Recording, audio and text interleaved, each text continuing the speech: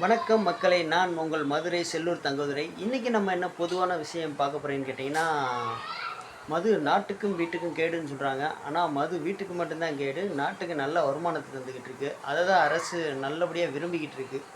Corona டயத்திலேயும் சரி, நல்ல பாதுகாப்போட மதுவ விற்பனை செஞ்சாங்க. அதில பல கோடி லாபம் வேற பார்த்தாங்க. தீபாவளிக்குன்னா மதுவ வந்து என்ன முன்கூட்டியே இவ்வளோ லாபம் வேணும்னு சொல்லிட்டு அத விற்பனை செய்றாங்க. ஆனா எந்த பேப்பரோ, நியூஸோ எடுத்து பார்த்தீங்கன்னு வச்சுக்கங்களேன், மதுவினால் மாணவன் தற்கொலை, மது அருந்திவிட்டு வாகனம் ஓட்டிய மாணவன் விபத்து, ஆ, மதுவை அருந்திவிட்டு பக்கத்து வீட்டுக்காரனுடன் சண்டையிட்டு அவரை வெட்டி கொன்றவன், ஆ, மதுவை அருந்திவிட்டு மனைவியுடன் என்ன சொல்றது வாக்குவாதத்தில் ஈடுபட்ட மனைவி தற்கொலை. இப்படி மதுவை அருந்திவிட்டு பல விஷயங்கள் நடக்க வருது. அது இல்லாமல் போக்குவரத்துக்கு இடையூறு நிறையா இருக்குது.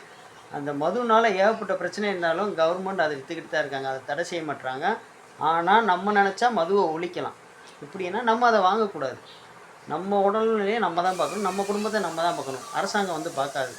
சரியா? இனிமேல் யாரும் குடிக்காதீங்க. அந்த பக்கமும் போகாதீங்க. உங்களுக்கு தெரிஞ்சவங்க குடித்தாலும் அதை தவிர்க்க சொல்லுங்கள். சரியா? ஆனால் ஒன்று பண்ணுவோம் கவர்மெண்ட்டு. என்ன பண்ணுன்னு கேட்டிங்கன்னா, நம்ம கஷ்டப்பட்டு 1,00,000 செலவு பண்ணி ஒரு பைக் வாங்கிட்டு போனோம்னா, எவனோ ஒருத்தன் தயாரித்த ஹெல்மெட்டை போடலைன்னா, உங்கள் உயிருக்கு ஆபத்து. நீங்கள் ஃபைன் கட்டணும்னு சொல்லி ஃபைன் போடுவாங்க. அதே மாதிரி எவனுக்கோ ஒருத்தனுக்கு காசு வேணும்னு சொல்லிட்டு இன்சூரன்ஸ் ஒரு பேர். நம்ம வண்டியை நம்ம காசு போட்டு வாங்கியிருக்கோம். ஆனால் இன்சூரன்ஸ்க்கு எடுக்கலைன்னா அவனுக்கும் ஃபைன் கட்டணும். வருஷம் வருஷம் எவனோ ஒருத்தன் நம்ம காசு சாப்பிடணும். ஹெல்மெட் போடலைன்னா நம்ம பொருளை அடுத்தவனுக்கு கொடுக்கணும். என்னான்னு தெரியல அது.